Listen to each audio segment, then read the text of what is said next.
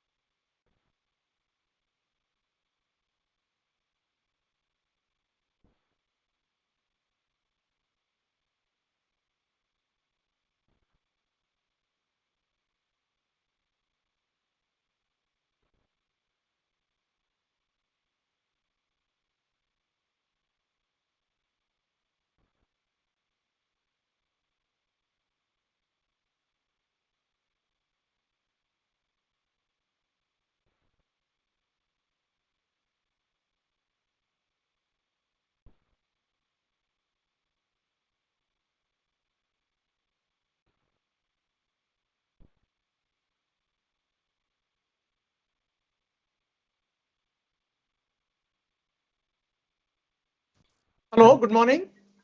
अभी आया हाँ ठीक है म्यूट हुआ था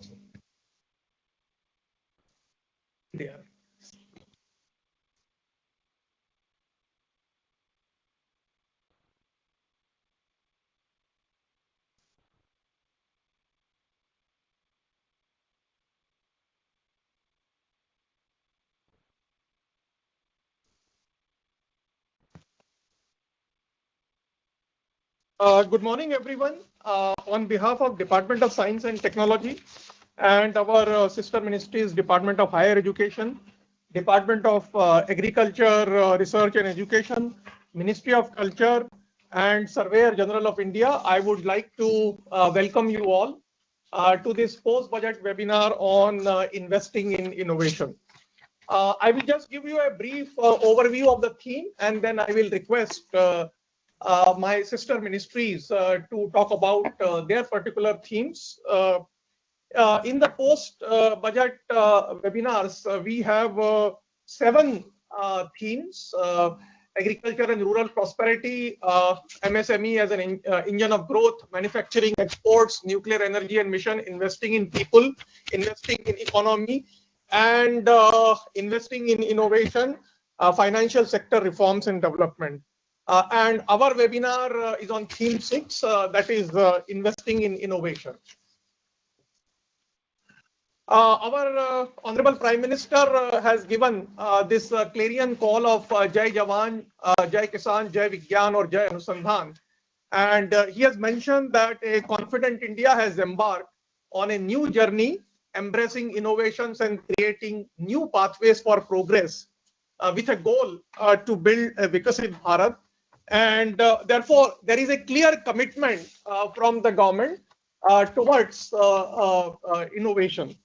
In the budget 2025, 6 major announcements were made regarding the theme on investing in innovation. and they are related to para 79 to para 84. Para 79 has research, development, and innovation to implement the private sector driven research. Then para 80 relates to deep tech fund of fund. Para 81 talks of capacity building in the form of PM research fellowship. Para 82 on gene bank for crops, germs, plants.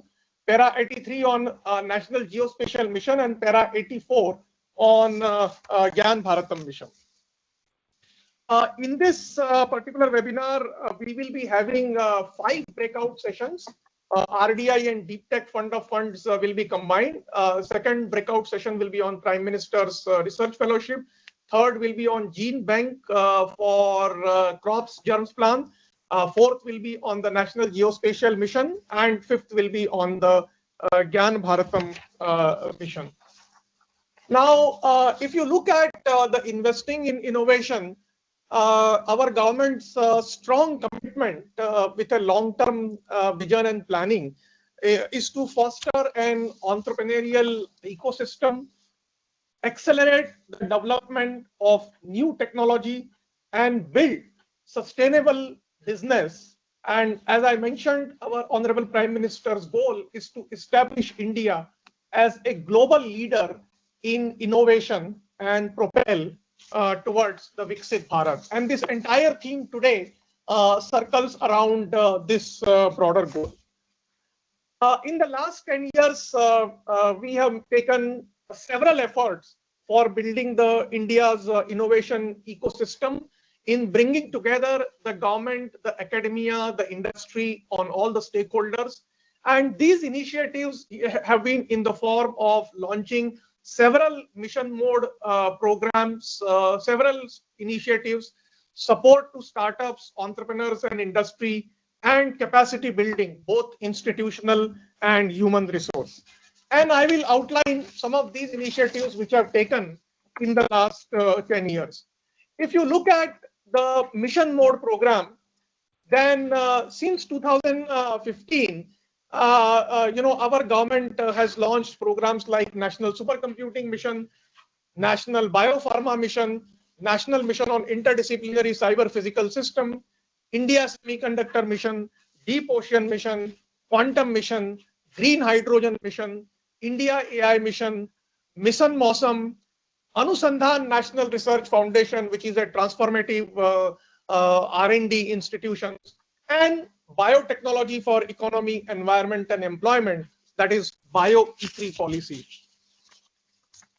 In the form of our support to startups, entrepreneurs and industry, with the launch of the Startup India program in 2016, through several ministries, our government has been supporting startups, entrepreneurs through various initiatives, which started from DPIIT Startup India Seed Fund, DPIIT Startup India Fund of Fund, Atal Innovation Mission of Niti Aayog, DST's program of Nidhi, Department of Biotechnology's program of BioNest, Ministry of Defense programs of IDEX, MIT's program of TIDE, Genesis, and Samriddh.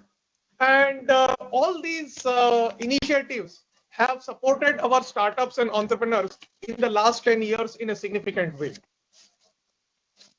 In capacity building, several initiatives have been taken by various ministries, whether it is the Ministry of Electronics Vishweshwaraya PhD scheme, National Postdoctoral Fellowship Scheme, Ministry of Education's Gyan program, Department of Science and Technology for Vice Kiran program for the support to women in STEM, PMRF program for the Ministry of Education, which was PMRF first version, and second version will we see today, DST Sathi program, Vaibhav program, PM Early Career Grant of ANRF, and the PAIR program.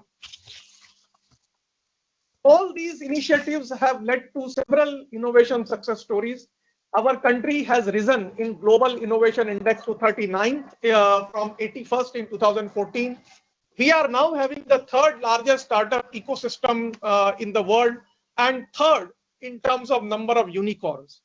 Even in terms of scientific publication, we are now number 3 this year, and also in terms of the patent filing, we have substantially improved our ranking, becoming now 6th. This budget further augments a decade of our government's resolve and efforts towards innovation-driven economy. And these are the initiatives, these are listed here, which are strengthening our mission mode programs, our startup support to entrepreneurs, and our capacity building. And these are 1 lakh crore RDI fund, Heap Tech Fund of Funds, PM Research Fellowships, Gene Bank for Crop Germs Plan, National Geospatial Mission, and Gyan Bharatam Mission. The purpose of this post-budget webinar is to communicate the announcement to the relevant stakeholders. I am delighted to see that large number of stakeholders have joined today. We would like to obtain inputs from you for better formulation of the scheme and initiatives which have been announced, deliberate collaboratively with you on implementation strategy, and develop ownership of all of you in effective implementation of our government's programs. This is the program structure, which roughly we have till 6 o'clock. The Honorable Prime Minister will guide all of us at 1:30 p.m. And I request all of you to remain throughout these sessions, including the address by the Honorable Prime Minister. Thank you very much. I'm looking forward to having an insightful discussions with all of you.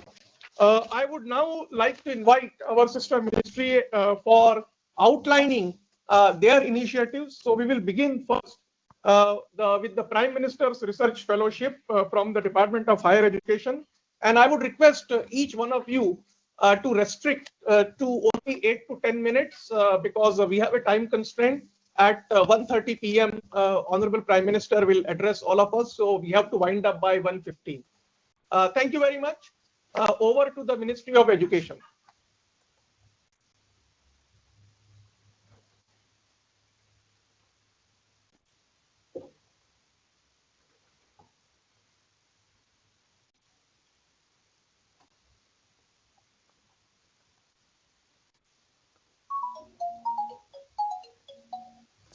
Hello. Yes. Yes, please go ahead. Yes. Can I start? Can you hear me? Yes. Okay. Yes. So, I tried to share, but it's not allowing me to share the screen. No. I don't know how. Devendra, slides we have shared. You can slides are there on the screen. Okay. Thank you. I didn't see that. Okay. Thank you. Yes. This is going to be a short presentation on the what is called the PMRF, the Prime Minister's Research Fellowship, that supports high quality research through PhD fellowships and research grants. Next slide, please. Okay. So this, as objective is to promote high quality research. PMRF offers very attractive fellowships as well as research grants to PhD scholars in India in several key thrust areas, basically related to science and technology. It's a launch pad for visionary thinkers, innovators, and problem solvers. It empowers extraordinary talent to tackle the tough research challenges in niche areas, in areas of national importance, driving breakthroughs that shape industries and transform lives. The idea is, the objective was to dream, innovate, and transform. Slide, please. Okay. So the first, it was a 5-year program launched in 2018 with an outlay of 1,650 crore rupees. The structure was very simple. We select the bright people and give them much higher scholarship than what is available otherwise to ordinary students. Send them through, yearly evaluation, unlike other scholarships where they just give and forget. This was, followed by a very critical yearly evaluation, and if they don't do well, they go back to their standard scholarship, right? So I will not, go over the yearly scholarship. So this idea was to support high caliber PhD research through a strong support and conference grant. Yeah, next slide. Okay, so when it was launched, it went through some teething trouble in 2018. Then it caught up. Unfortunately, it became a lockdown period because of COVID. So it did not, achieve the full idea of admitting 1,000 people. But however, you can see in the last 3-4 sessions, which admit students twice a year, the numbers are rising. So over the last 5 years, it admitted about 3,688 students, and many of them have graduated. So the current people who are on the rolls is little more than 2,000. There are 38 institutions which participated, and most recently the recruitment happened, the selection happened in May 2023. That was the 5th year, right? So bulk of the recruitments happened in the last 3 selection cycles. Yeah, thank you. Let's look at the outcomes of the first PMRF 1.0. Out of the 3,600 students, it resulted in more than 750 patents, right? That itself was some sort of an achievement. A very large number of journal publications from these 3,600 students, a large number of conference publications, and every PMRF scholar was required to spend 50 hours talking about research to other colleges, right? They will go and visit other colleges and talk about research, just generating enthusiasm for research in other engineering colleges and other science institutions, which otherwise would be left out. So these were the tasks performed by the PMRF scholars, right? Social impact, scholars contributed as teaching assistants. I already mentioned about that. Approximately 2.5 lakh hours of contribution by the TAs interacting with other colleges between April 2022 and March. So this idea came quite late. As I said, it went through several teething troubles. And personal and professional development, scholars gained crucial development in risk taking. That's an important idea, and responsibility and focused research, areas of interest to the country, right? Impacting both personal and professional growth. Yeah. Okay. So let's look at, how does these 3,700 scholars compare with other people from the same institutions who were not part of the PMRF scholars, right? So in the left, I have the number of. Okay, one second. I'm not able to see it. Okay. In the left, I have a number of peer-reviewed research publications per scholar. The red one indicates the PMRF, and the blue indicates the non-PMRF. So clearly, you see that the number of publications is much more than the number of publications of the non-PMRF. It's a selection bias because the best students were selected to be in this PMRF categories. Obviously, their publications are more. On the right side, I have a number of joint publications with international faculty. That also numbers on the red, which is for the PMRF, is higher. And the H index comparison between PMRF non-PMRF, clearly states that the PMRF outperformed non-PMRF. And the citation index on every index of research comparison, PMRF performed much better, right? And so there is no okay. Then now that was the thing for the phase 1. Going to the phase 2, right, which was announced in the most recent budget. Phase 2 says in the next 5 years, under the PMRF scheme, we will provide 10,000 fellowships for technological research in IITs and IISc with, same as the first phase, but the numbers are much larger. We want to include a large number of institutions going beyond what was done in the first phase. Yes, next one, please. Okay, so in the proposed 5-year plan, again, it will be multidisciplinary and interdisciplinary approach. Outreach, we want to go to a much larger number, 2,000 scholars, right, per year, okay, year on year. That will be a very tall order, because selecting 2,000, we need so many committees. I mean, those of us who have sat through PMRF selection, we know that it's a very time-consuming job, especially every year there's an annual evaluation. So this will be much bigger effort involving all the institutions.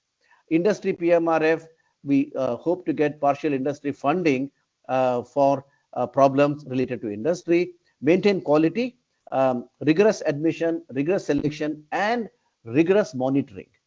Yes. Okay. So the PMRF focus will be on high quality research, on challenging, cutting edge problems and topics of national importance, publish in the very best journals, right? Engage in translational research, including patents, participation in standards bodies, if applicable, impart technical know-how, that is, go and talk to people outside these charms circles, promote research, promote good teaching, good pedagogy, interact with students in other institutions for a fixed number of hours, both for skills and knowledge transfer, right? And maintain quality and focus on individual research through rigorous annual monitoring process. Goals and expectations. We hope to have strong industry connect, driving high impact research in collaboration with industry to solve real world challenges pertinent to our country, bridging the gap between academia and industry, connect diverse thrust areas under PMRF for a multidisciplinary approach to real life problems. A strong emphasis on integrating diverse perspectives, knowledge, and methodologies, enabling solutions to complex problems. Align with the sustainable goals for promoting quality education, much bigger access to education, innovation, economic growth, global partnership, and focusing on key areas. So these are the goals going ahead. Thank you. Thank you. Thank you very much. Now, I think while we change the slides for the Department of Agriculture, Research and Education on the gene bank for crops germs flag, I would also request you to, I think, maintain the timing, because as I mentioned that we are running really, strict timings.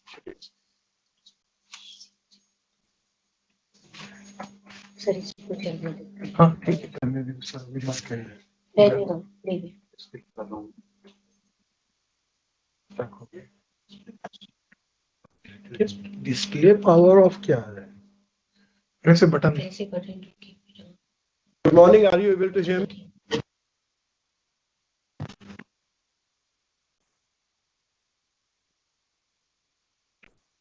Yeah, we are here to. We are just load the slides, I think.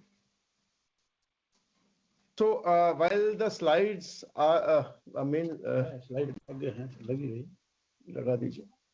वो ही चलाएंगे ना, उन्हीं के पास है console. अच्छा वो लगाएंगे. Next अपना ही है. So good morning, very good morning to all the stakeholders present in this post-budget webinar. The plant genetic resources are the foundation of agriculture as well as the food and nutritional security of the world, including our country. They provide the biological basis for agriculture production and world food security. The PGR management in India is spearheaded by the ICR institution, which is the National Bureau of Plant and Genetic Resources, which presently in New Delhi at IARE Pusa, and it is host of world's second largest gene bank.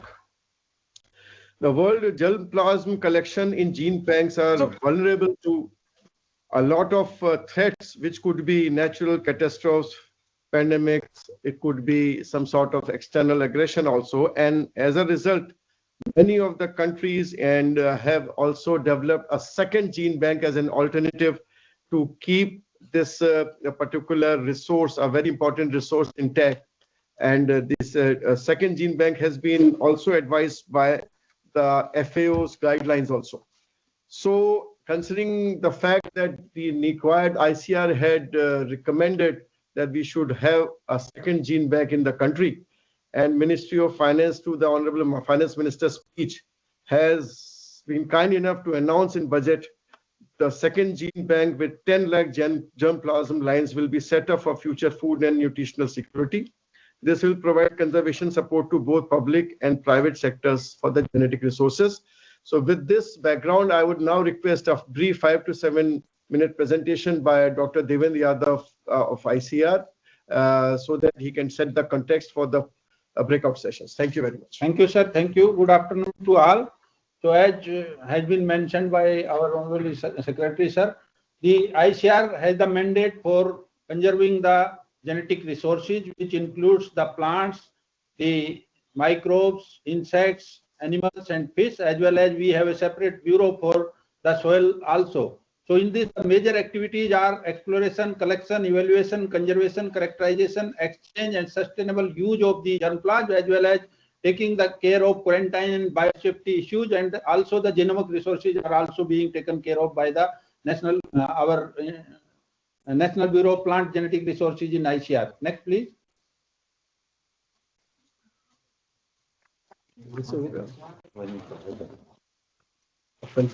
Yeah, I think. So yeah, we have the next slide. You can. Yeah. So the bureau has the mandate. In fact, the as Secretary Sir has mentioned, that the plant genetic resources are the foundation of agriculture as well as the food and nutritional security of the not only India but globally. And this bureau was established in 1976.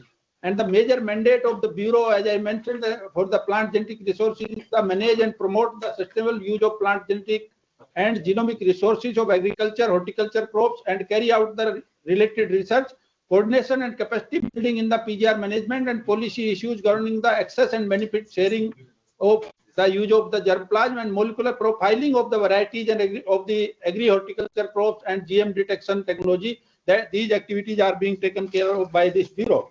So the bureau, next please. The bureau has the presence, pan-India presence, where it has the 10 different divisions, and there are 10 regional stations for the in situ conservation of the germplasm across the country. Next slide, please. And there are 49 national active germplasm sites also, which are also our ambassadors in the various state agriculture universities and ICR institute to take care of the germplasm, and particularly the in situ conservation of the germplasm. And there is a national network for the germplasm. The gene bank, which as I mentioned, was established in 1996, and now it is the second largest gene bank globally after USDA, and it has a total 18 modules presently with a capacity of 10 lakhs accessions, and the current status of conservation is 4.7 lakhs accessions in the national gene bank of 2200 different species. And if we see the status, next please, the crop-wise status is also given. We have the germplasm for all the food grains, including the cereals, millets, forages, pseudo-cereals, legumes, oilseeds, as well as the horticulture plants, medicinal plants, aromatic plants, spices, agroforestry. So total 2,158 species and 4,71,561 germplasm. Next, please. So other than the National Gene Bank, through these modules, we have the alternative conservation strategies also, where the cryo gene bank and the in vitro gene banks are also there, and we are conserving some of our very important species through this system also. Under the Cryogene Bank, currently there are different accession 13,054 accessions they have been conserved there. Under the in vitro gene bank, again around 2,400 species of their 40,000 cultures they have been conserved. The other mode which we are following is we have one Svalbard global seed vault where in Norway, and next please. There's a gap. We are depositing some of our germplasm as the safety duplicate, and most of the countries and the CG system, they are also depositing their germplasm at the Svalbard Global Seed Vault. And currently, we have deposited more than 3,300 different accessions of rice, wheat, sorghum, pigeon pea, and chickpea at the Svalbard Global Seed Vault. And this is a common facility, actually international facility, to facilitate the sharing of the duplicate accessions of different crops as a black box arrangement. So the next issue comes about the contribution of the National Gene Bank, and if we see, our National Gene Bank has contributed a lot in terms of the germplasm which has been shared our international Indian system, public sector, private sector, as well as the import of germplasm and the export of germplasm. So huge quantity of germplasm that has been shared, and even there are more than around 2,000 varieties which have been developed through the system, either through the direct introduction of the germplasm which was shared by the National Bureau of Plant Genetic Resources, or the germplasm shared by the Bureau has been used in the various breeding activities by the different partners of the National Agricultural Research System. So now the issue comes that why we need the second gene bank. So in this direction, as we have seen the current conflicts of the Ukraine-Russia, where the Ukraine's gene bank has been destroyed during 2022. Before that also, the Philippines gene bank was destroyed, damaged 2 times in 2006 by typhoon, and again by fire in 2012, and again in case of Thailand, the gene bank was flooded and 20,000 important accessions they were lost.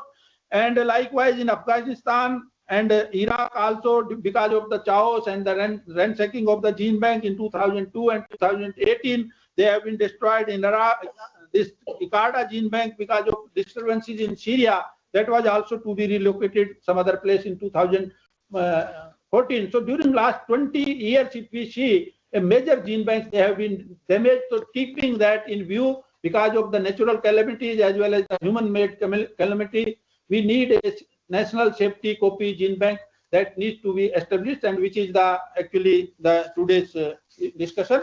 The next, we started this process during 2019-20 by establishing a national expert committee for the National Safety Gene Bank, which was headed by the former Secretary DARE and DG ICR, Dr. R.S. Poroda, and 4 very eminent plant genetic resources experts. They were also the part in that, and that committee, after having a large-scale survey of the different parts of the country, that gave the recommendation to establish this gene bank after analysis of the SWOT analysis, that Satyengiri in Keelong in Himachal Pradesh, that has been suggested as a permafrost facility, where because we don't have the semi-permafrost facility, we don't have the permafrost facility. So the only option which us is either semi-permafrost, or we can go as the usual gene bank which we have in Delhi as the National Gene Bank.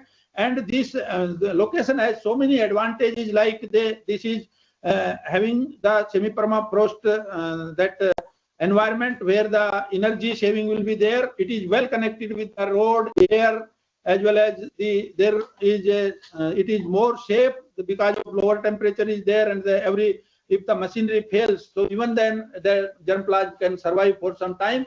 And because this hill at Satyengiri is south facing, so the energy saving by use of solar panels, that is also possible there. And one of the army unit, that is 70 RCC, is also there in the Satyengiri, so that the security issues are also not there, and there is a small airport strip is also there, so the air facility is also there in this case.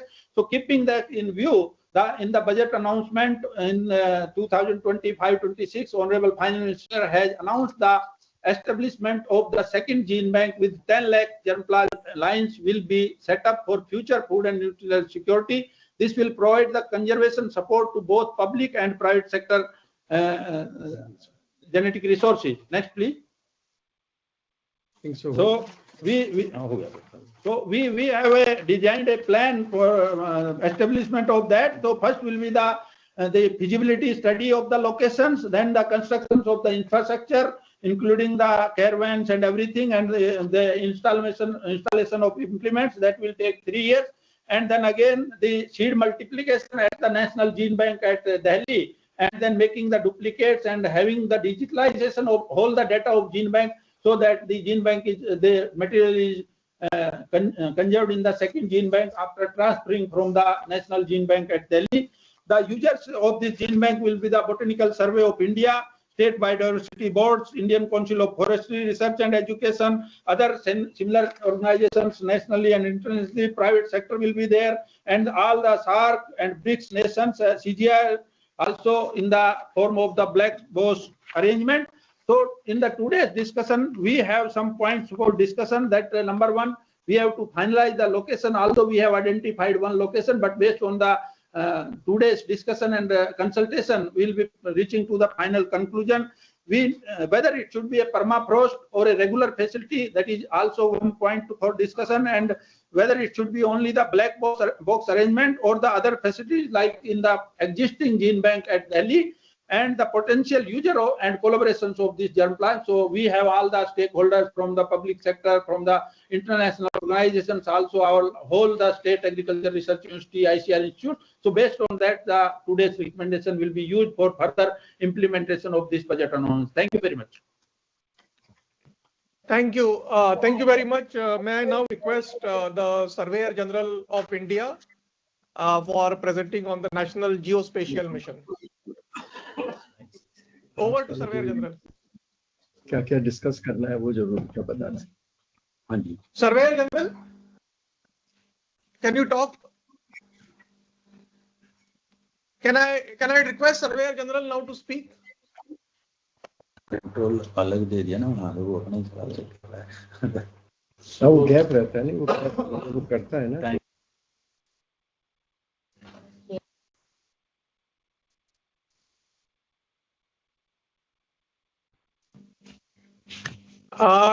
Can I request, I think, Surveyor General to start the presentation?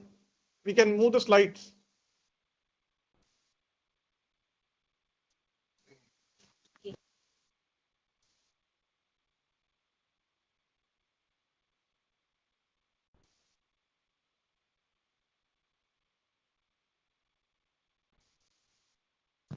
I think, are you able to hear us from other quarters? Yeah, we can hear you. Yeah. So can I request, I think, Surveyor General to start speaking, I think.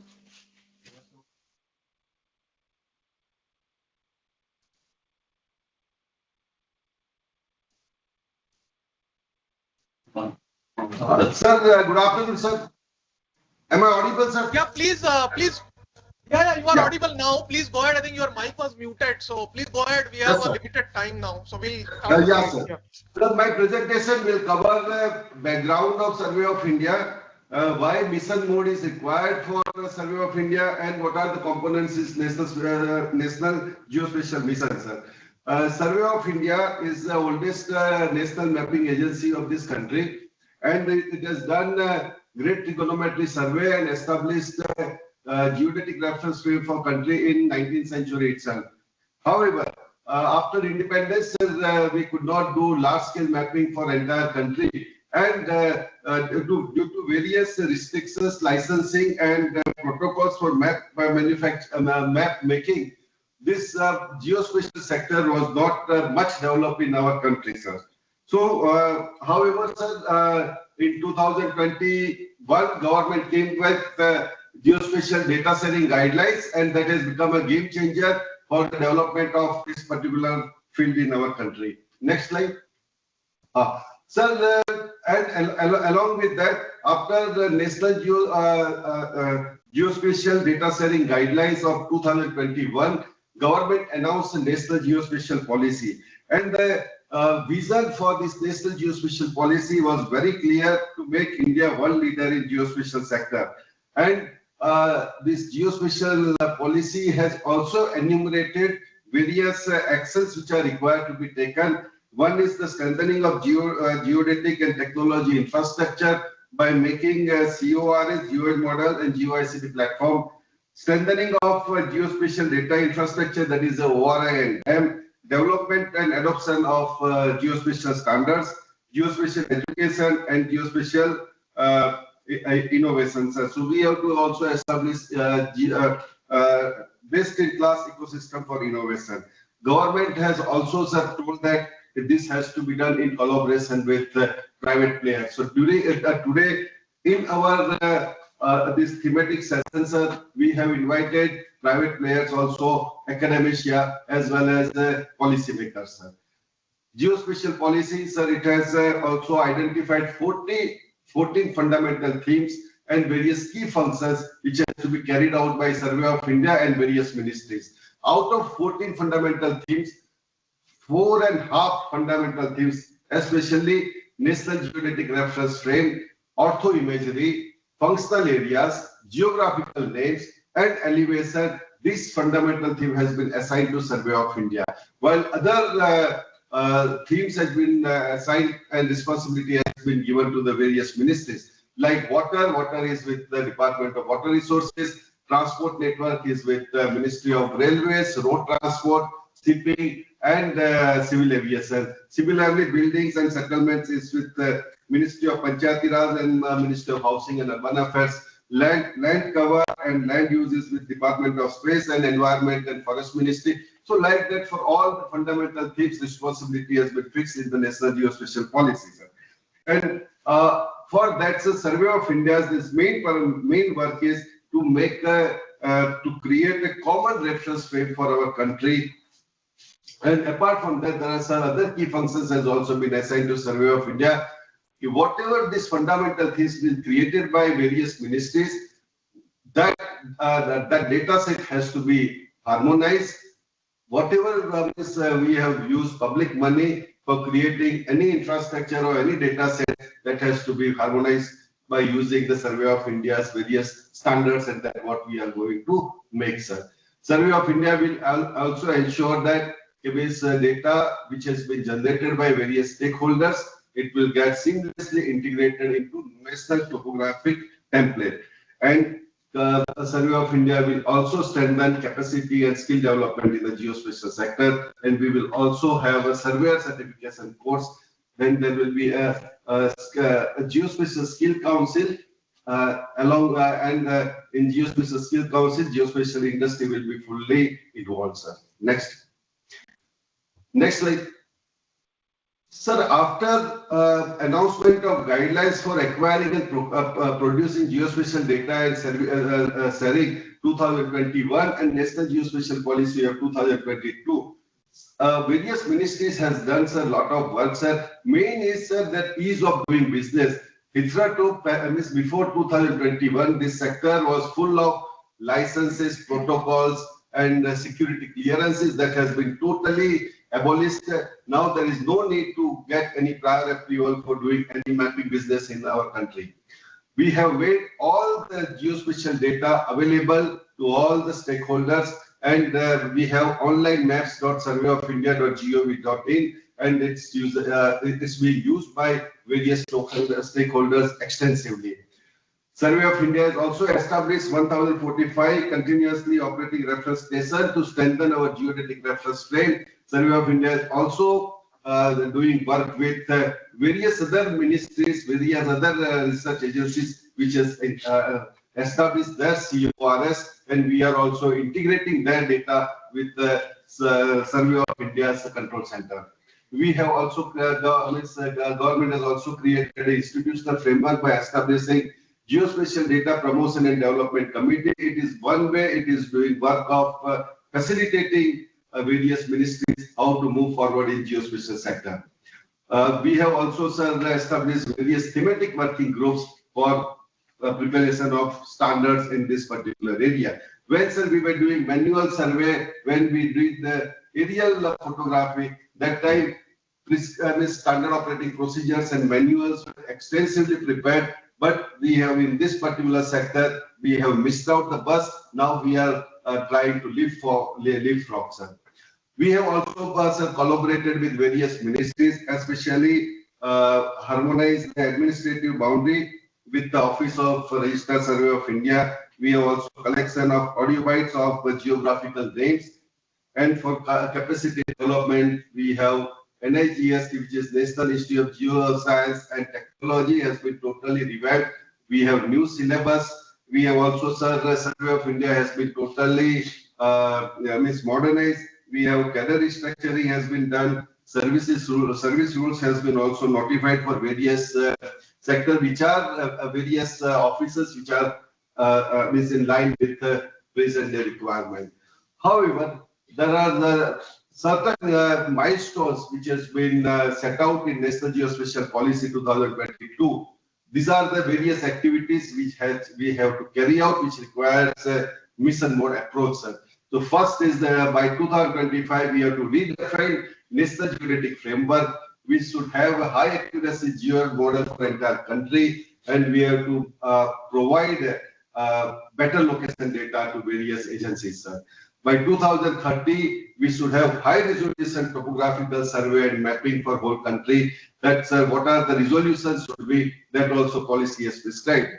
High accuracy digital elevation model for entire country, that is for 25 centimeter for plain area and 1 to 3 meter accuracy for hilly and mountainous area. As of today, sir, we are having a digital elevation model for whole country for 10 meters, sir. So that's why, sir, we have various issues. Develop a geospatial knowledge infrastructure so that this knowledge infrastructure can be used by various ministries to develop their fundamental themes.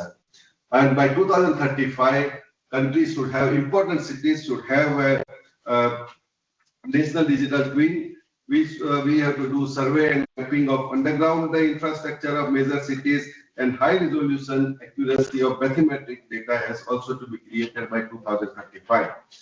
So when this kind of milestone has been set out in National Geospatial Policy to implement the responsibilities which has been assigned to Survey of India, and if we want to at par with the national developed nation, Survey of India has conceptualized under the guidance of Honorable Secretary National Geospatial Mission for implementation of National Geospatial Policy 2022.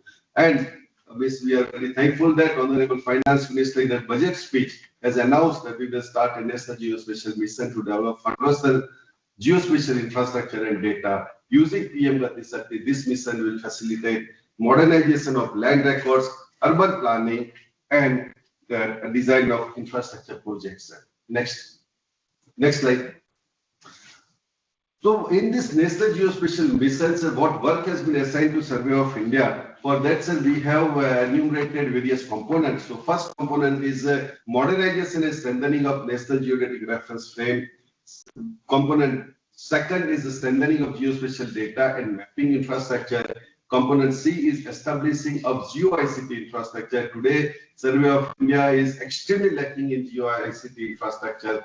Our National Geodetic Reference Frame is also old. We have to make it, we have to modernize this National Geodetic Reference Framework, sir.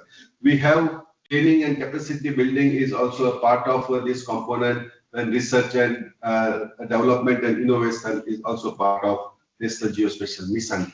We have also monitoring a unit for the National Geospatial Mission, and mission periods that we have prescribed, we have contemplated for 7 years. When I talk about the components, we have also enumerated various sub-components of each component. For modernization and strengthening of National Geodetic Reference Frame, so we have a sub-component of redefinition and strengthening of National Horizontal Reference Frame. We have also enumerated how to densification and upgradation of CORS station is also required. We have to also develop transformation model. We have to also upgrade the existing CORS stations, and it has to also integrate with international GNSS service stations. And we have also can I request you to yes, sir. Can I request you to summarize in another 1 or 2 minutes? Yeah. Yeah, then we'll say that, another subcomponent is modernization and redefinition of national vertical reference frame. The component B is strengthening of geospatial data and mapping infrastructure. So we have created a generation of ortho-rectified image and digital elevation model. There is a 4 sectors are there for different type of technologies will be used for different areas. Whatever work up till now we have done, sir, for that data is to also, sir, re-engineer. We have to strengthen our GeoICT infrastructure, and we are also developing our geospatial web portal under this mission, sir, so that all departments can use this portal. Training and capacity building, Survey of India staff will also be trained and they will be sent for the various international training program. Survey of India will also provide training to various central ministries and department staffs, and we will also conduct various workshops and user interaction during this mission period, sir. Then research and development and innovation is also, sir, because this area is a fast developing, day in and day out. New research and new development is happening, so we have to also keep tuned with this development.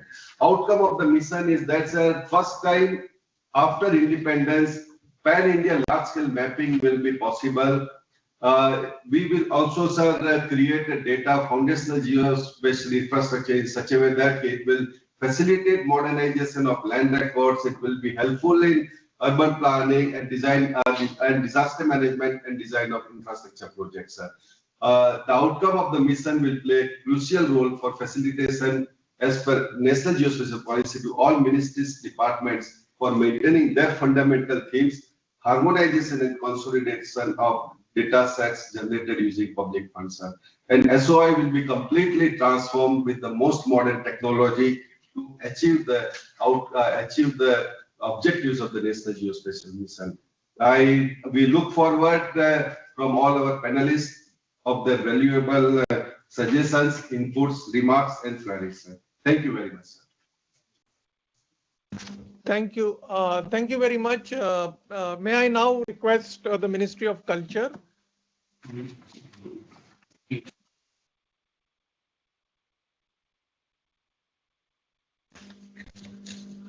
Can I request the Ministry of Culture to speak on this Gyan Bharatam mission?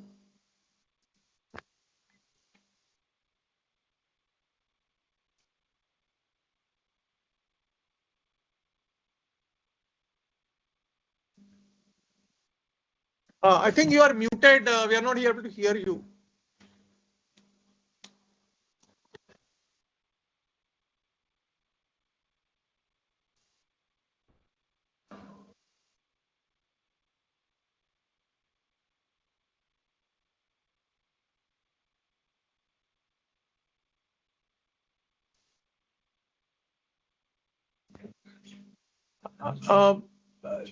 We are not able to hear, I think.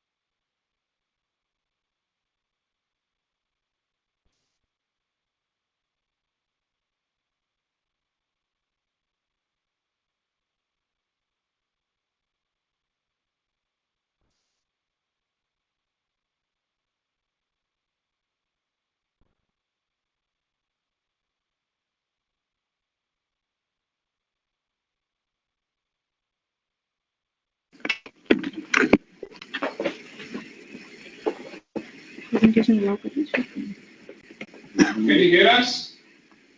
Hello. Yes. Stop. Is it fine now?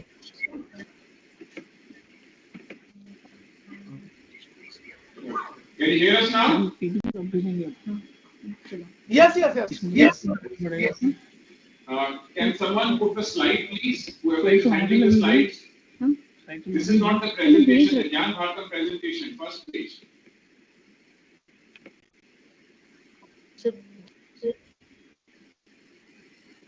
ठीक हमारी presentation चलाइए चलिए दीजिए हाँ ज्ञान भारतम आज की presentation Bhupendra जी को भी दीजिए ज्योति जी को भी दीजिए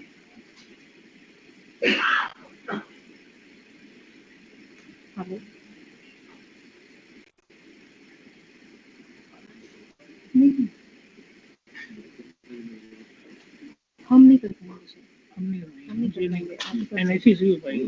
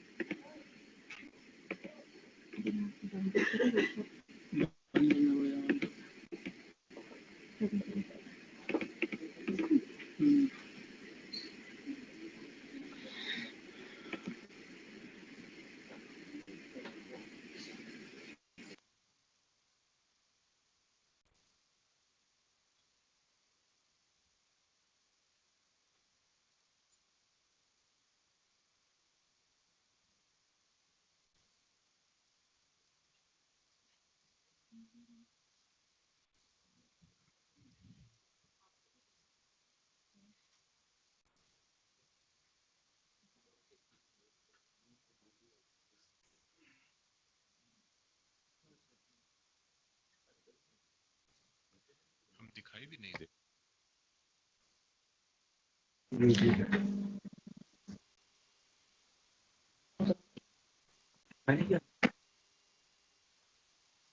ये कर दो नोट कर दो I think while we are loading the presentation for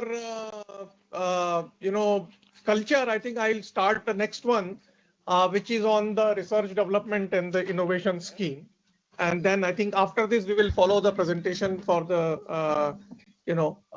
Ministry of Culture. So thank you very much. Next slide.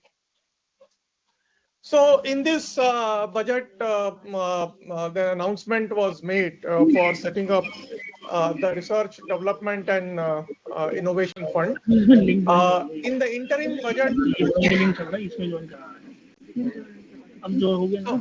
can you please mute?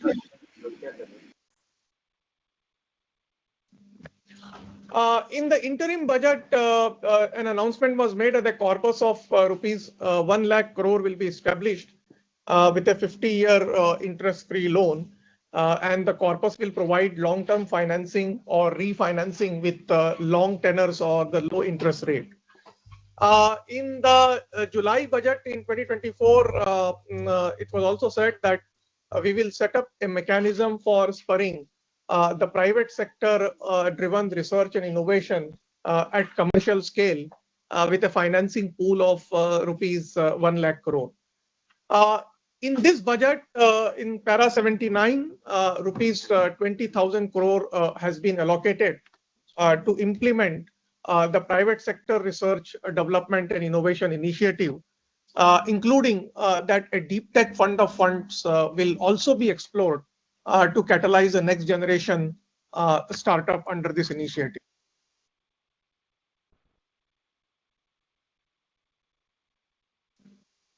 So the broad objectives of this RDI fund is to foster the innovation, especially in the private sector in sunrise domains, towards developing a product nation and acquiring the strategic autonomy, providing long-term concessional financing for startups, corporates, focused research organizations who have been working on commercial R&D and innovation in sunrise domains, promote product-led businesses and build domestic capability in critical and emerging technology areas. Next slide.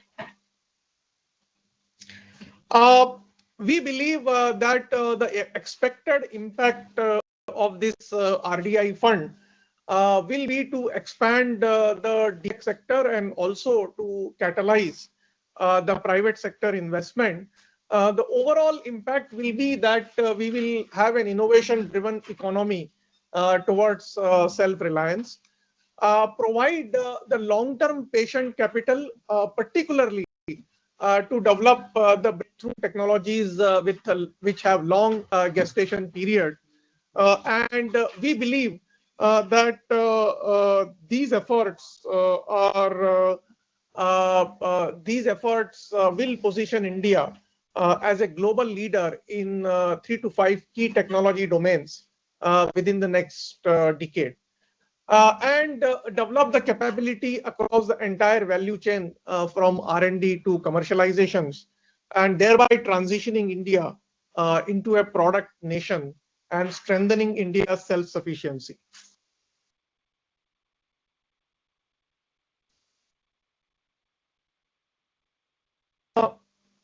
Now, the institutional mechanism that has been thought of as that the central government will provide a 50-year interest-free loan to Research, Development and Innovation Fund as the first level custodian. And this first level custodian then select second level fund managers and give them the concessional loan. And these second level fund managers will then do the financing either through debt or through equity or a combination of them or hybrid to startups, corporates and private sector R&D labs.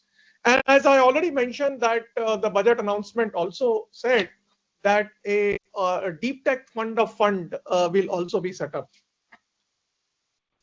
Now, this first level of custodian could be a statutory body with a lean governance structure, and hopefully that can set up its own financial rule. And the second level fund managers could be the alternate investment funds, focused research organizations such as TDB, BIRAC, new funds, and so on. And these, of course, needs to be selected by the Research, Development and Innovation Fund at the first level. And as I already mentioned, a deep tech fund of fund will also be set up. So some key sectors we are thinking, like which is energy security or transition, deep technology, AI and its applications, biotechnology, biomanufacturing areas, digital economy, and then technologies which are important for strategic autonomy, economic security or Atmanirbharta. And any other sector or technology which are deemed necessary can also be considered in this domain. So the fund focus will be R&D at a higher technology readiness levels and not at the basic research levels, transformative projects, and this will also provide funding for acquisition of technologies that are critical or of high strategic importance. And as I already mentioned, the funding modalities could be in the form of equity, loan, or a combination of that or a hybrid, but grants will not be provided. And the second level fund managers may also include the blended financing. We hope that this fund will incentivize to crowd in the private capital as well. In terms of the beneficiaries, even the large corporates which will have projects in cutting edge R&D can also be the beneficiaries, the industries, the startups, and so on. In terms of financial allocation, so out of the 1 lakh crore, the first tranche of 20,000 crore has already been allocated. The DST may set up a special purpose fund for the operationalization of this. And currently, of course, we are in the process of preparing the action plan and the implementation timeline. The key issues that we would like in this post-budget webinar and take inputs from stakeholder, that what could be the institutional and governance mechanism for this fund, what are the process and criteria one can use to select the second level fund manager, what would be the structure of the deep tech fund of fund, and what are the metrics, parameters and indicators which can be used to monitor the individual projects and of course the overall scheme as well. So that's all I think from my side. Thank you very much. And we would now, go to the Ministry of Culture. I'll stop sharing from here.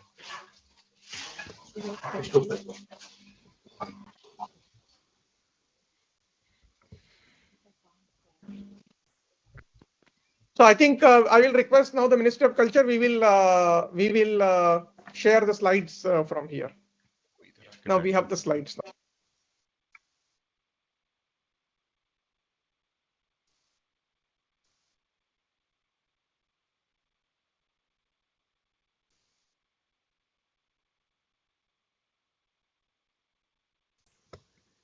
Can you hear us now? Yes, yes. Can you hear us now? Yeah, we can hear you. Thanks.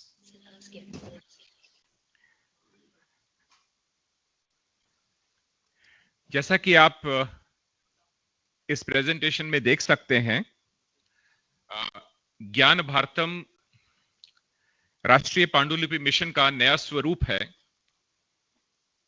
इस बार के budget में para 84 में भारत सरकार द्वारा ज्ञान Bharatam mission की घोषणा की गई। ज्ञान भारतम मिशन में न केवल पांडुलिपि और मैन्युस्क्रिप्ट्स का सर्वे, डॉक्यूमेंटेशन, कंजर्वेशन होगा, बल्कि एक national digital repository of Indian knowledge system की भी स्थापना की जाएगी, ताकि हमारी विरासत और हमारी ज्ञान परंपरा को आधुनिक टेक्नोलॉजी, साइंस, मैथमेटिक्स, मेडिसिन, कला, दर्शन, शास्त्र इत्यादि से जोड़ा जा सके और इसे मॉडर्न रिसर्च और मॉडर्न टेक्नोलॉजी की डेवलपमेंट का अभिन्न अंग बनाया जा सके।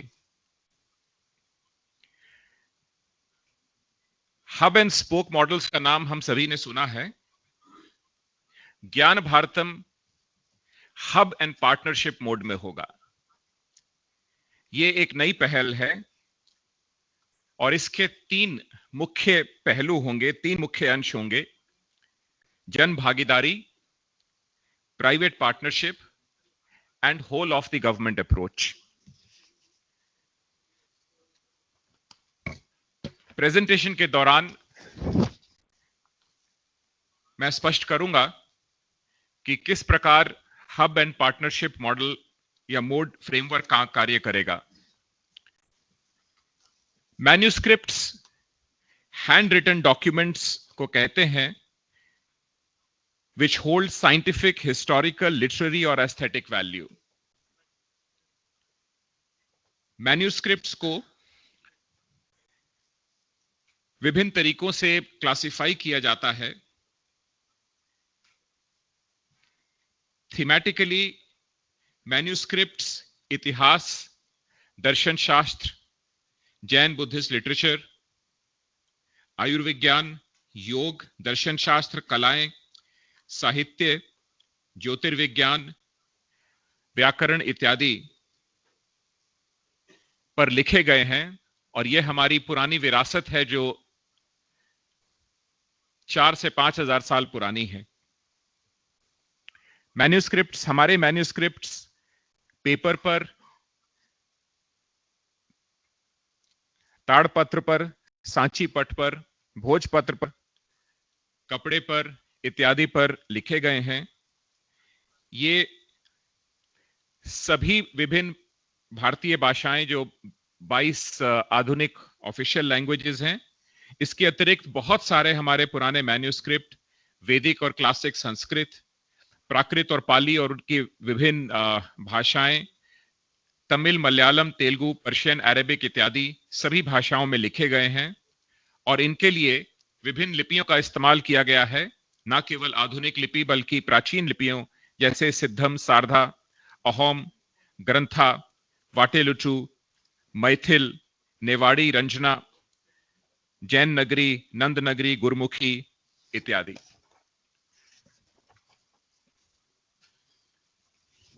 Where are these manuscripts? यह अनुमान है कि कम से कम 1 करोड़ मैन्यूस्क्रिप्ट्स हमारे देश में उपलब्ध हैं, लेकिन इनमें से बहुत ही कम मैन्यूस्क्रिप्ट्स, पांडुलिपियां पब्लिक या सरकारी इंस्टीट्यूशंस के पास हैं। अधिकांश मैन्यूस्क्रिप्ट्स प्राइवेट इंस्टीट्यूशंस, मोनास्ट्रीज, मठ्स, temples, research organisations, universities, libraries, personal collections, oriental institute, corporate houses, ऐसे बहुत सारे कस्टोडियंस हैं जिनके पास लगभग 1 करोड़ मैन्यूस्क्रिप्ट्स हमारे देश में हैं। बहुत से मैन्यूस्क्रिप्ट्स, कुछ मैन्यूस्क्रिप्ट्स विदेश में भी हैं, जिन्हें भी डॉक्यूमेंट करके इस नॉलेज रिपोजिटरी का हिस्सा बनाना आवश्यक है। नेक्स्ट।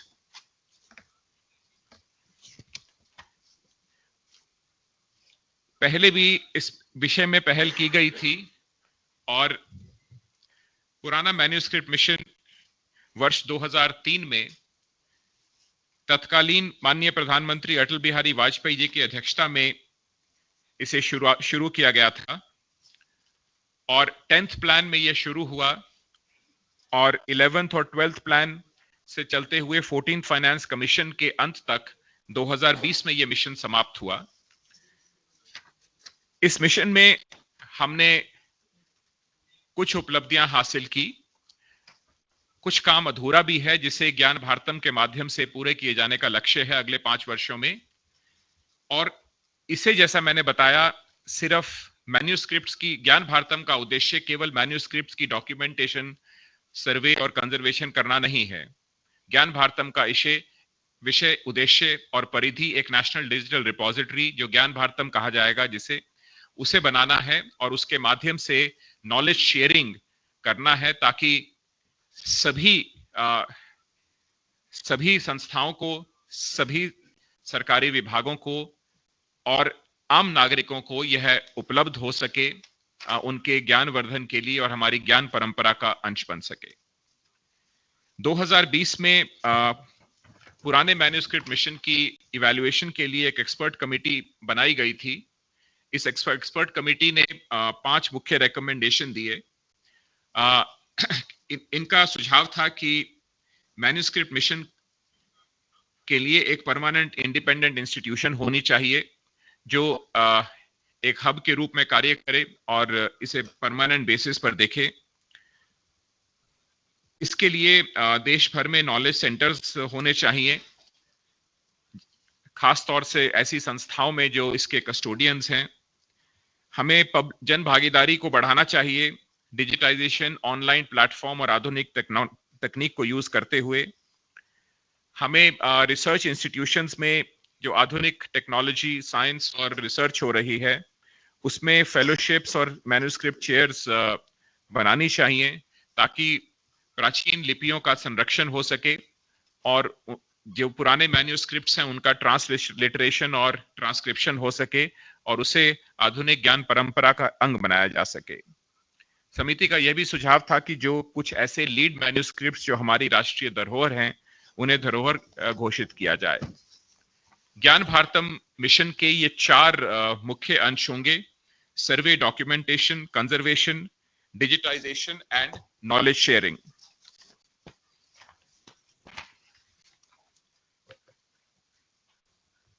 सर्वे एंड डॉक्यूमेंटेशन, आप ऊपर देख सकते हैं कि वह काम जो पुराने मिशन में हुआ और वो लक्ष्य जो ज्ञान भारतम के लिए रखा गया है।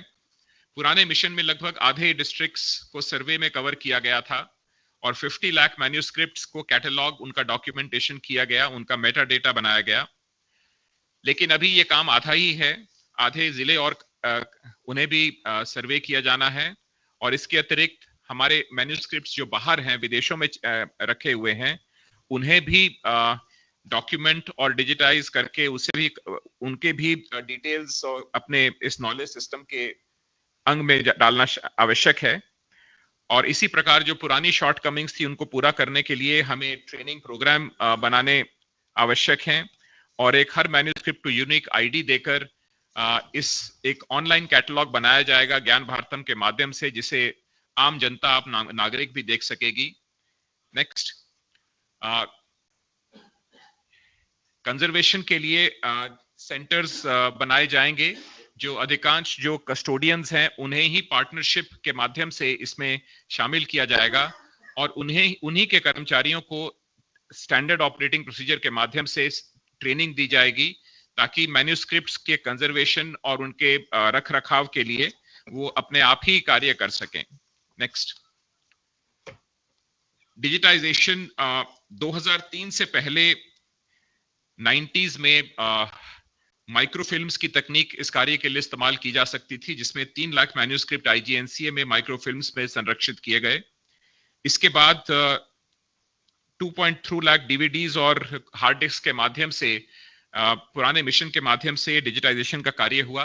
ज्ञान भारतम के माध्यम से इन सभी को जो आधुनिक स्टोरेज टेक्नोलॉजी है जो काफी एडवांस्ड और अब कॉस्ट इफेक्टिव है उसमें संरक्षित किया जाएगा और 50 लाख और मैन्यूस्क्रिप्ट्स को कम से कम डिजिटाइज करने का लक्ष्य रखा गया है।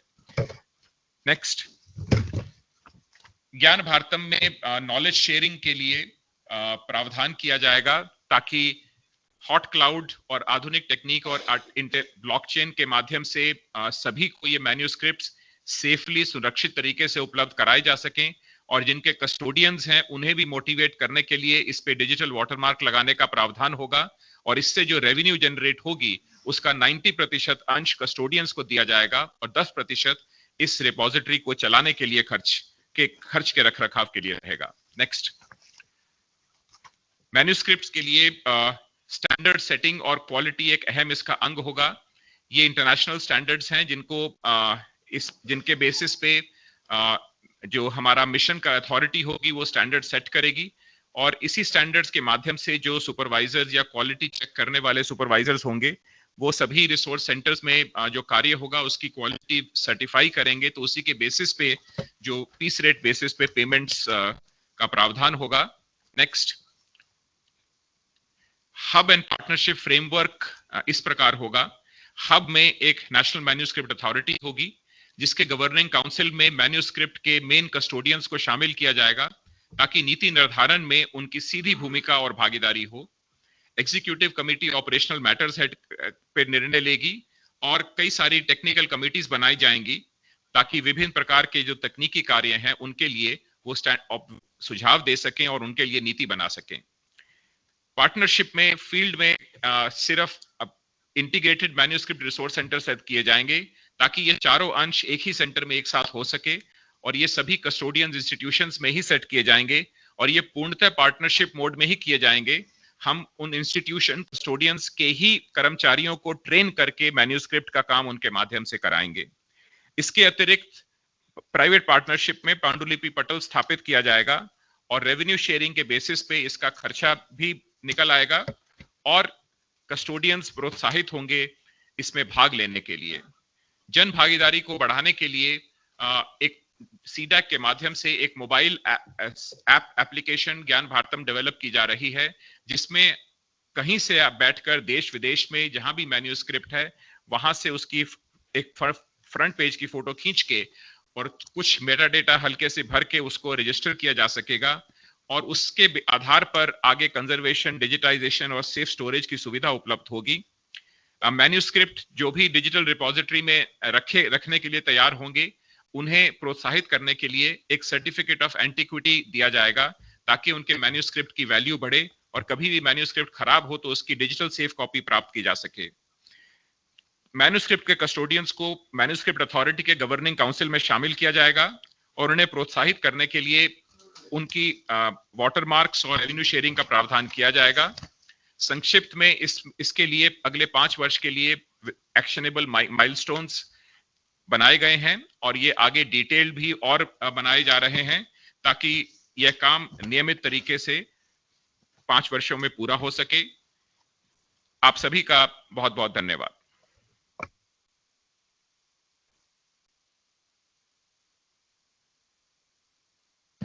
Thank you very much. Let me first thank all the speakers for this today's discussion.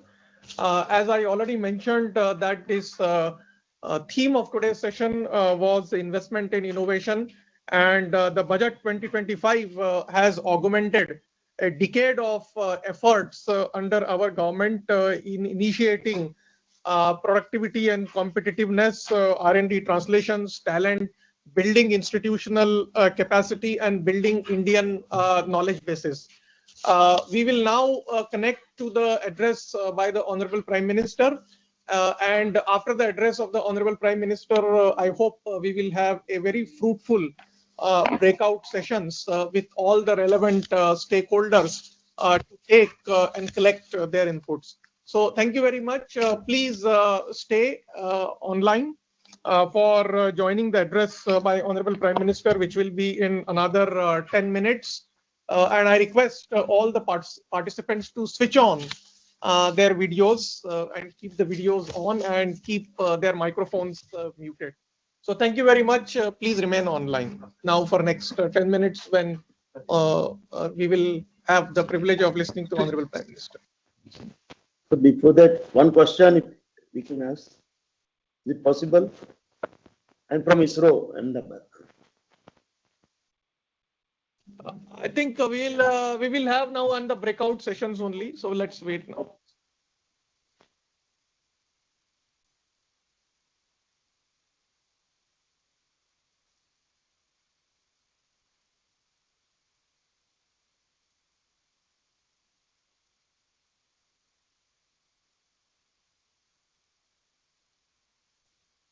नवाचार में निवेश इन्वेस्टिंग इन इनोवेशन के विषय में आयोजित की जा रहा है।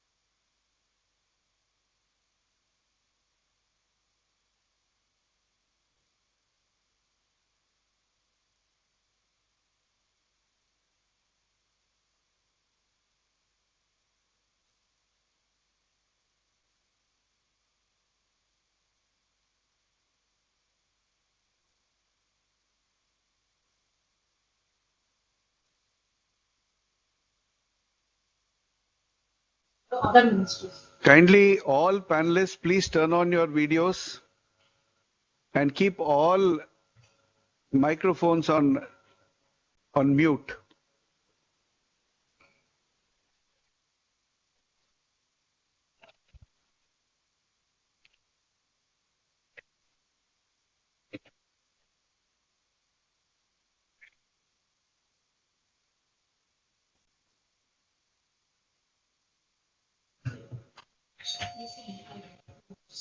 ये सब ये भी हटा दो, ये मेरे टेबल पे और रख दो. I still see many cameras off, please. Rahul Singh, Director DA, Raj Kiran ji. I see the link in investing in innovation, many mute cameras there.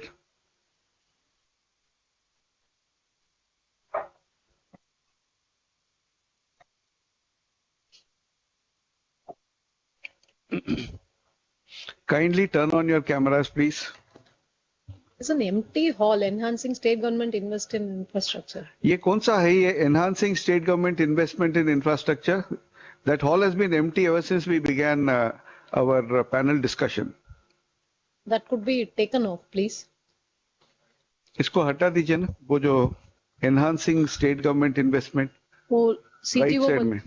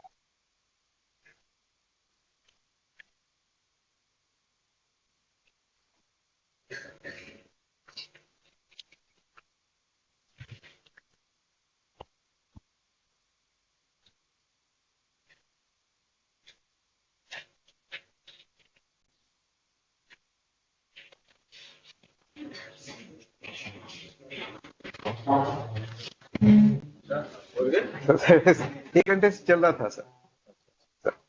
तो थोड़ा आपको अलाइन कर, आप बैठिए सर, मैं थोड़ा करा देता हूँ। हाँ ठीक है।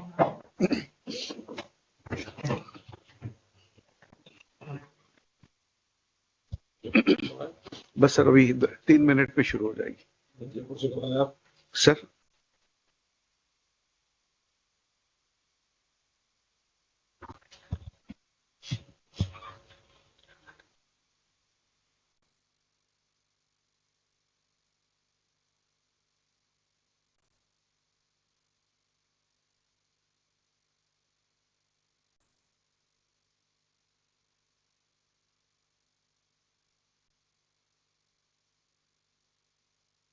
Sir hello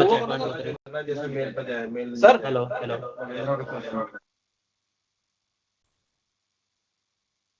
Kindly turn on the cameras, mute the mics, please. We still see a lot of blank cameras. Session 7, Gaje. I see Mr. Manish Jain, Yogesh Singh, VCDU. Thank you. Hari Kumar Janki Raman. Rahul Singh, DA, still, I think, got camera down.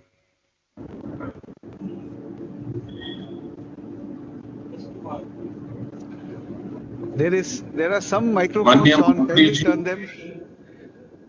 Sir, kindly turn off your camera, sir. Gopi sir, please.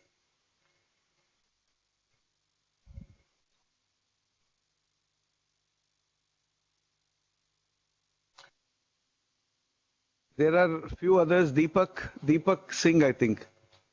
Deepak Kumar Singh.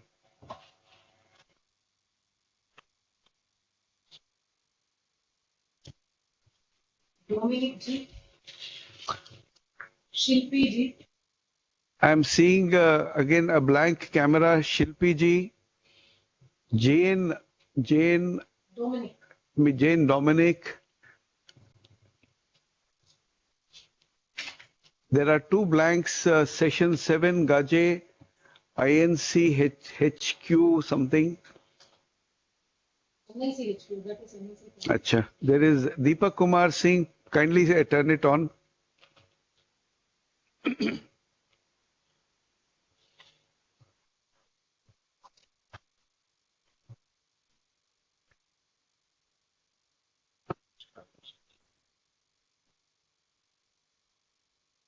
Ji Suresh ji.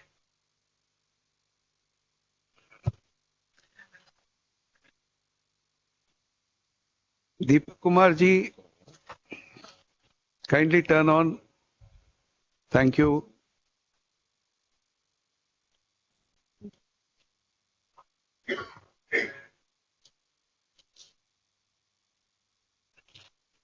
Munish, NIC headquarter. Devashish plus Prusti. I'm just reading out names, please don't mind, but these are the blank screens we see. There is one Mr. Ray. I'm not able to read the name clearly.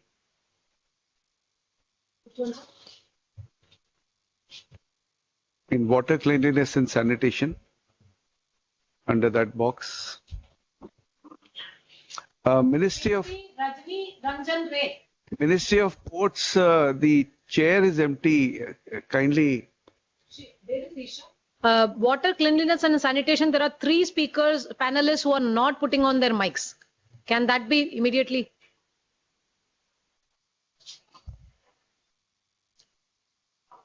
Shilpi ji.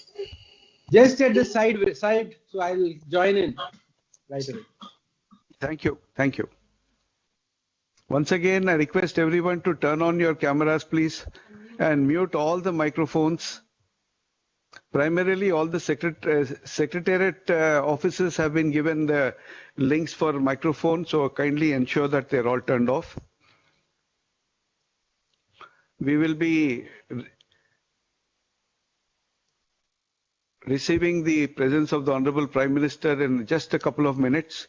So kindly, all of you, please be in your seats.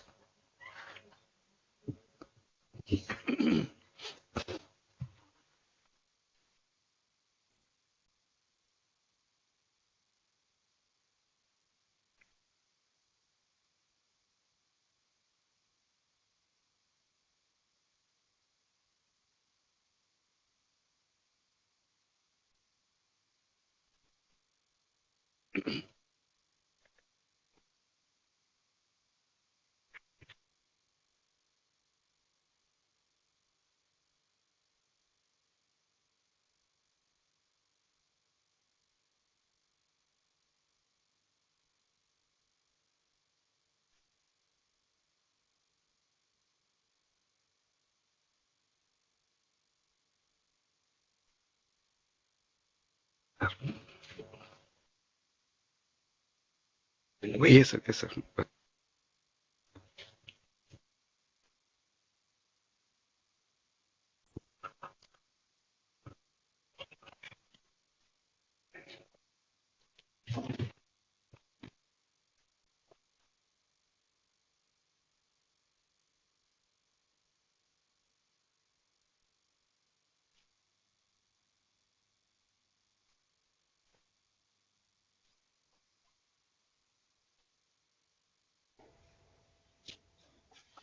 माननीय माननीय प्रधानमंत्री जी का हार्दिक अभिनंदन।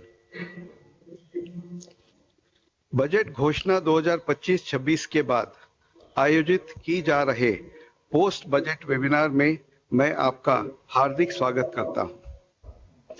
यह webinar अर्थव्यवस्था में निवेश, सुगम जीवन और सुगम यात्रा यानी investing in economy, ease of living and ease of travel, लोगों में निवेश यानी इन्वेस्टिंग इन पीपल और नवाचार में निवेश इन्वेस्टिंग इनोवेशन के विषय में आयोजित किया जा रहा है।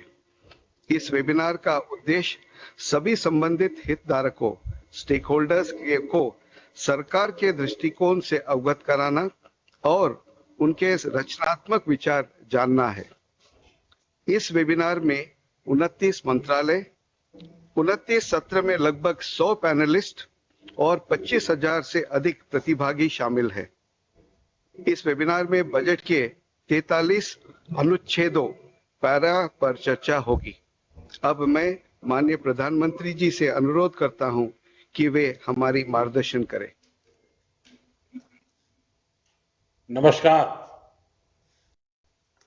आप सभी का इस महत्वपूर्ण बजट वेबिनार में स्वागत है, अभिनंदन है। Investing in people, economy and innovation, ये एक ऐसी थीम है जो विकसित भारत के रोडमैप को डिफाइन करती है। इस साल के बजट में आपको इसका प्रभाव भी बहुत बड़े स्केल पर दिख रहा है। इसलिए यह बजट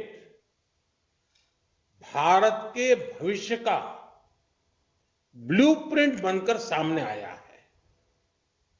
हमने इन्वेस्टमेंट में जितनी प्राथमिकता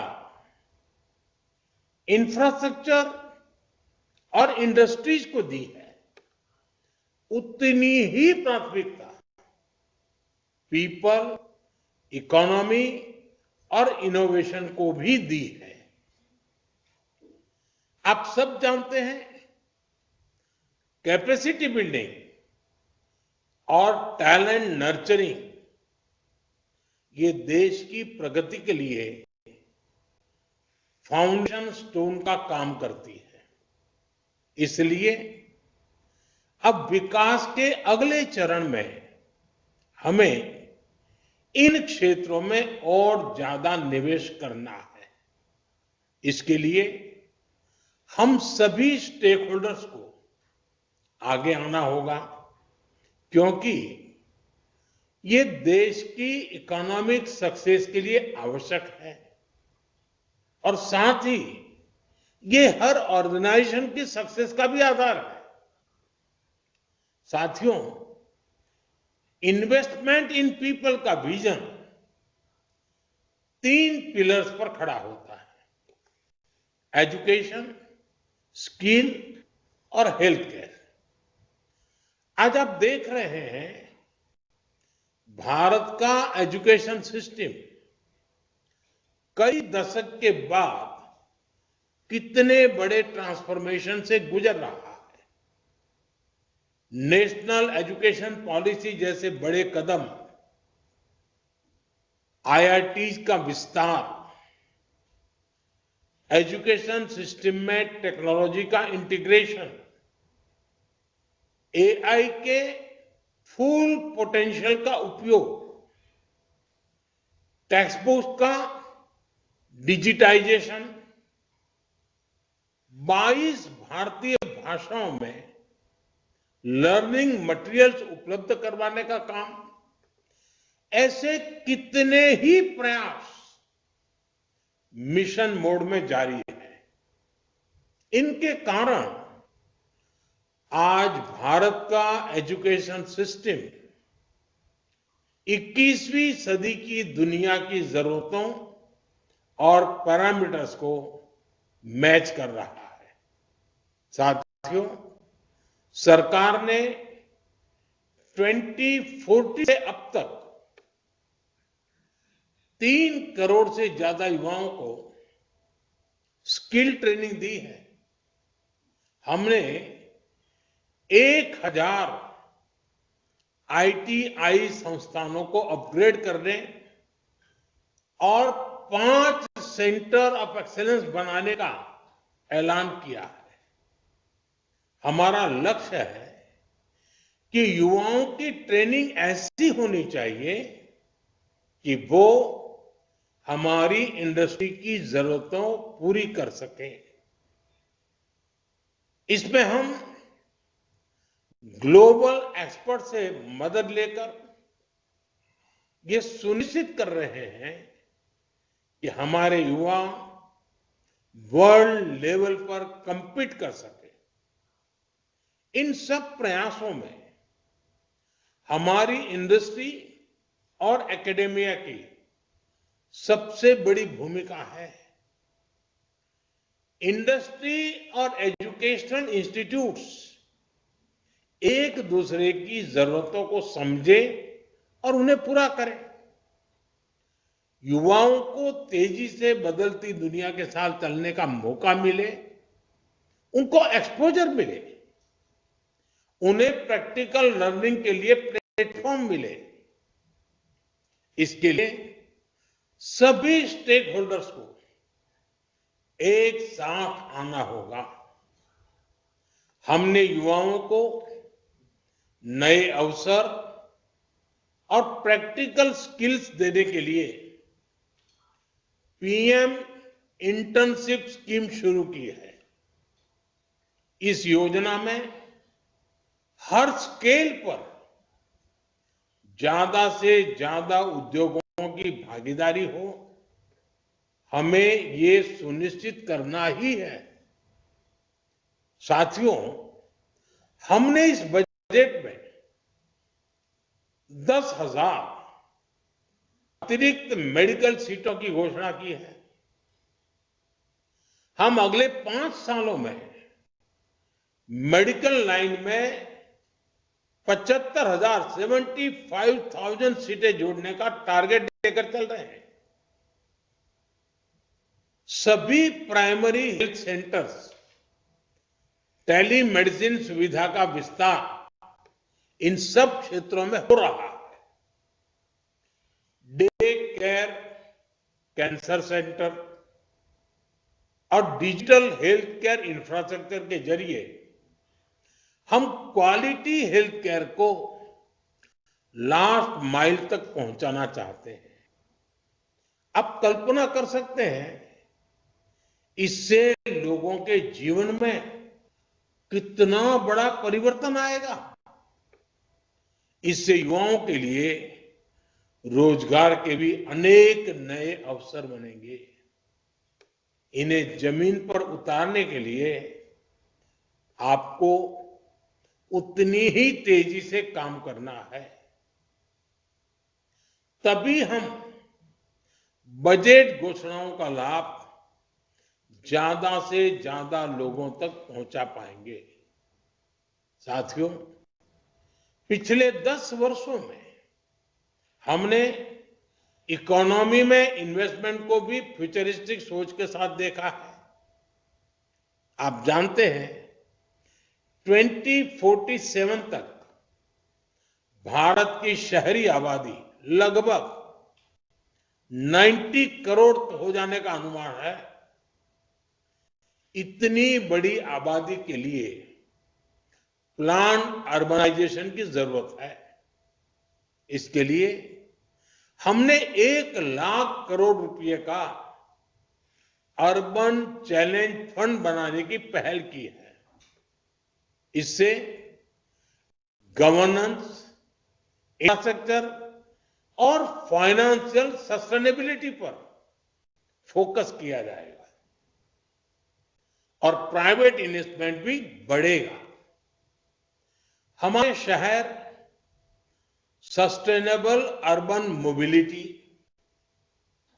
डिजिटल इंटीग्रेशन और क्लाइमेट रेजिलियंस प्लान के लिए जाने जाएंगे।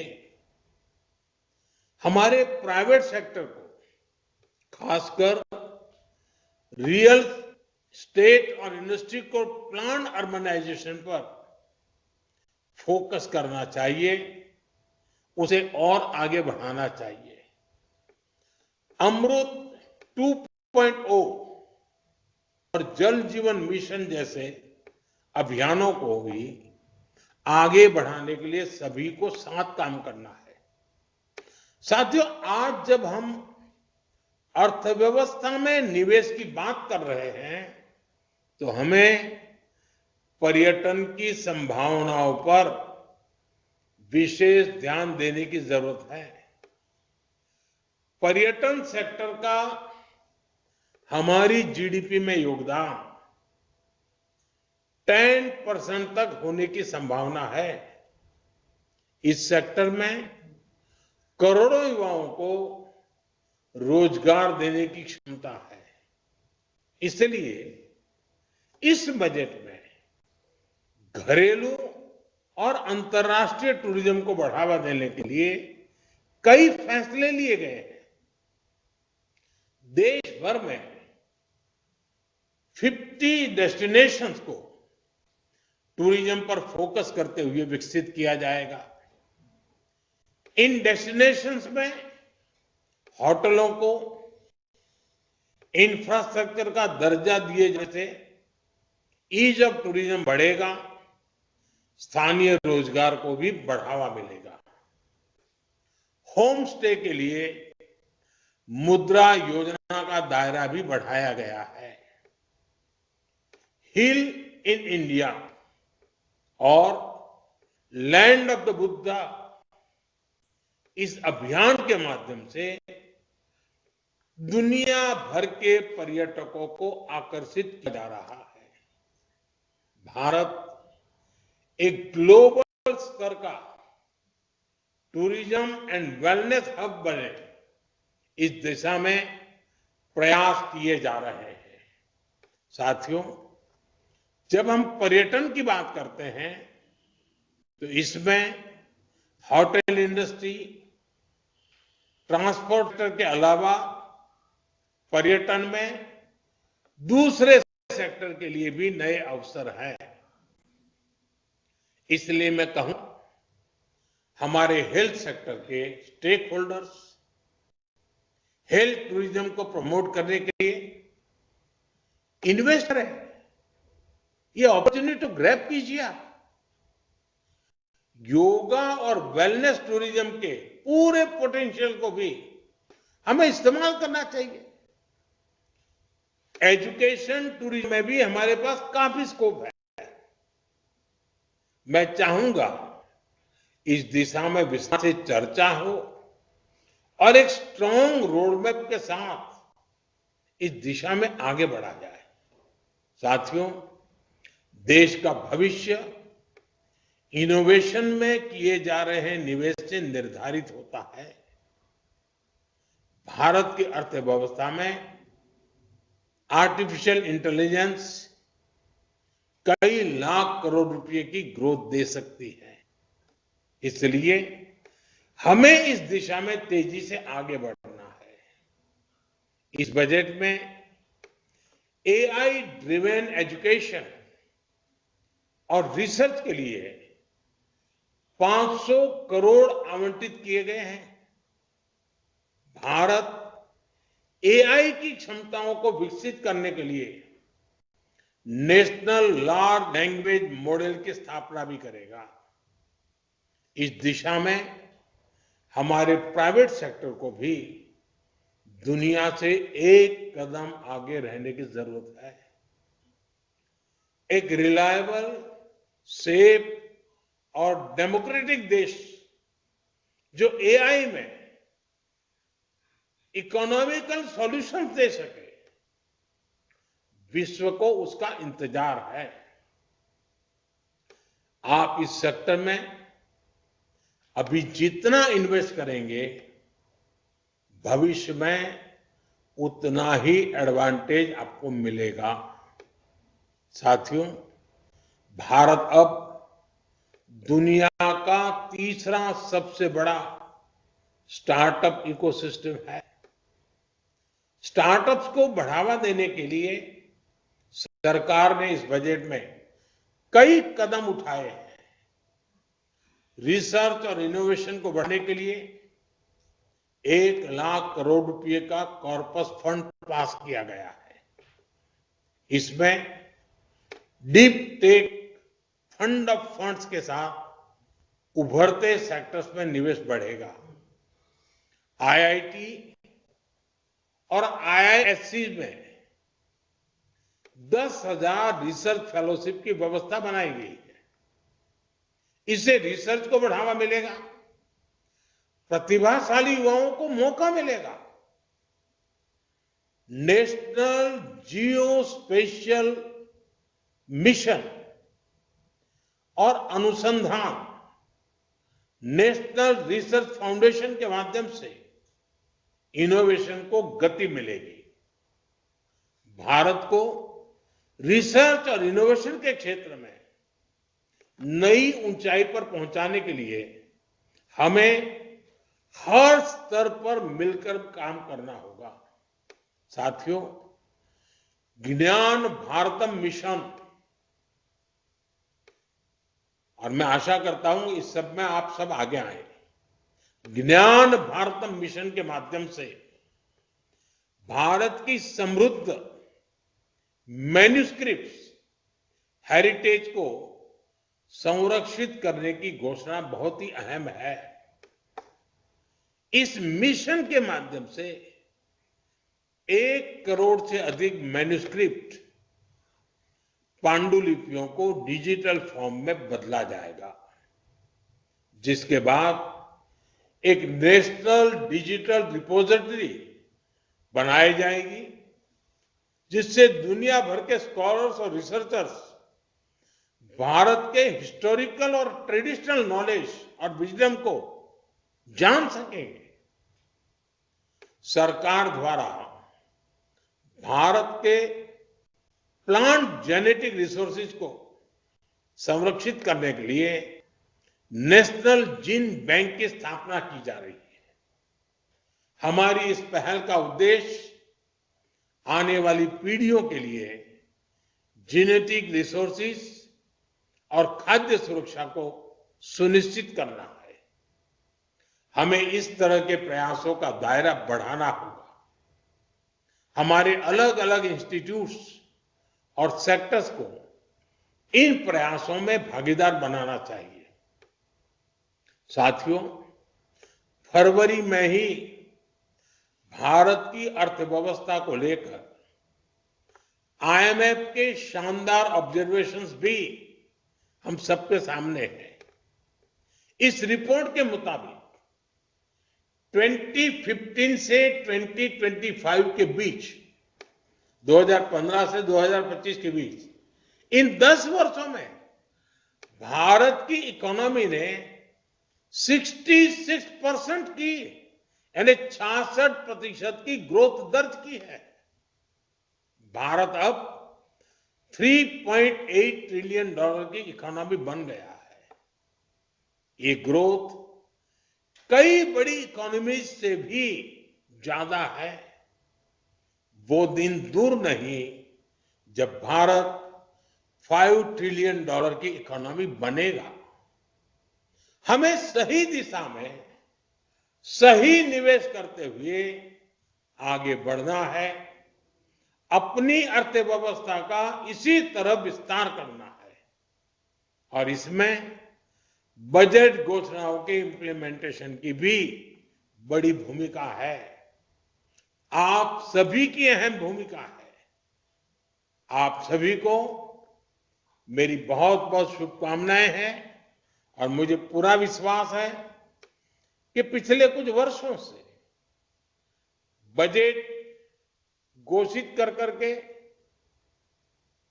आप अपना कर लो, हम हमारा कर ले, वो परंपरा हमने तोड़ दी।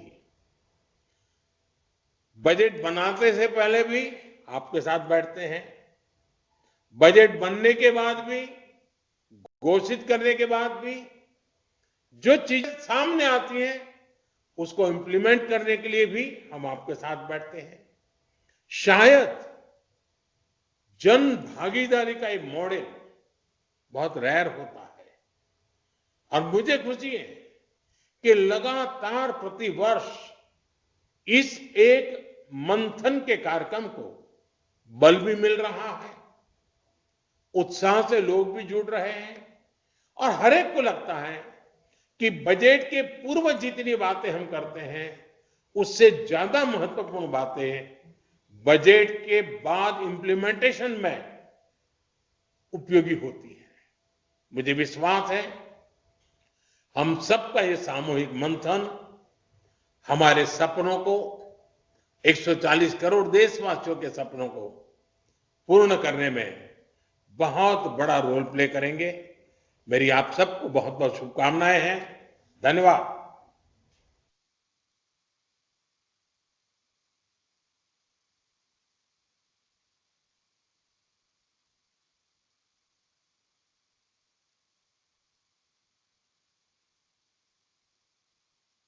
Abhi se sir, 2 o'clock, from 2 o'clock.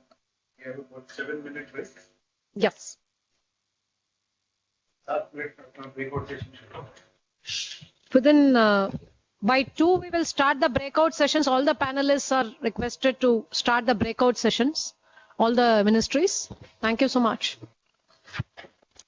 And so far as theme 5 is concerned, Honorable Minister Urban Affairs is joining us. He'll be here for some time to guide us and participate in the discussions. So we'll reconvene at 2 o'clock, please. Another 7 minutes from now.